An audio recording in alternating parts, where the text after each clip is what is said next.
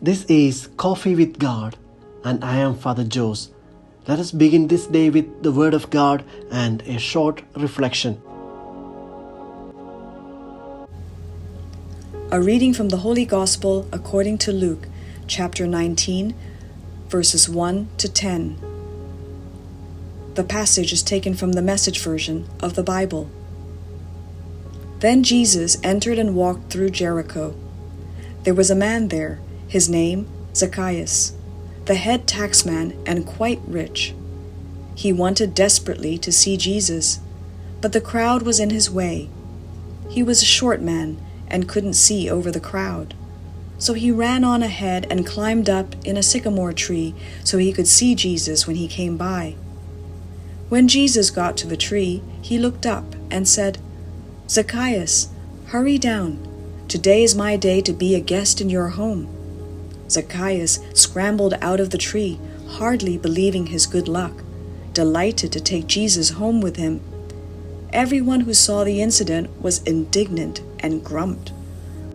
What business does he have getting cozy with this crook? Zacchaeus just stood there, a little stunned. He stammered apologetically, "Master, I give away half my income to the poor, and if I'm caught cheating, I pay 4 times the damages." Jesus said, "Today is salvation day in this home. Here he is, Zacchaeus, son of Abraham. For the Son of Man came to find and restore the lost." The Gospel of the Lord.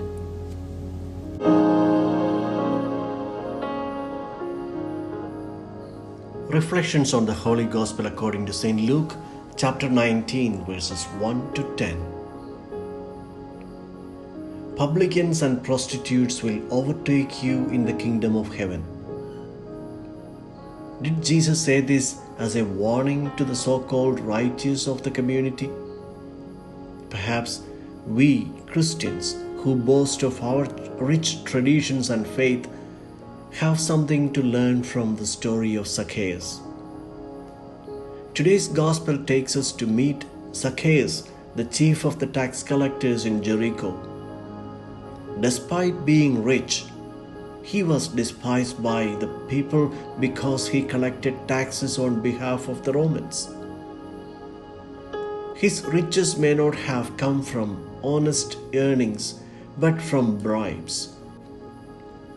Tax collectors were regarded as traitors to the homeland because they collaborated with the oppressive powers. They were impure since they were in constant contact with the pagans. This is how Luke paints the picture of this publican for us. He was wealthy but short in stature and disliked by the public.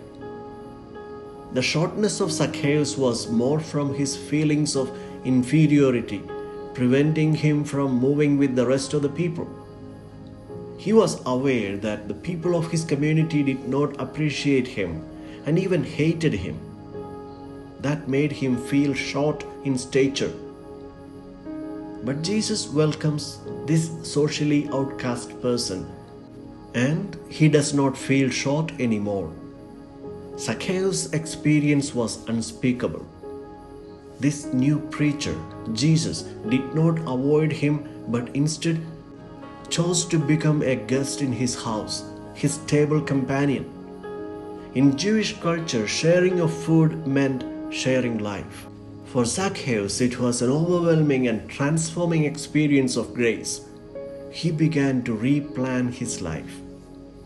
The evangelist wants to make it clear to his community that the Lord does not exclude nor despise anyone in society.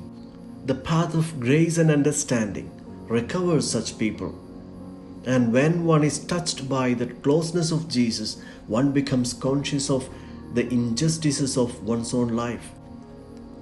Zacchaeus' new behavior demonstrates having acquired that new meaning and sensibility. God condemns sin but saves the sinner. He goes looking for him to bring him back. The gestures and words with which Jesus approaches Zacchaeus are extraordinary to those who have never experienced God's mercy. Zacchaeus discovers from Jesus that it is possible to love gratuitously.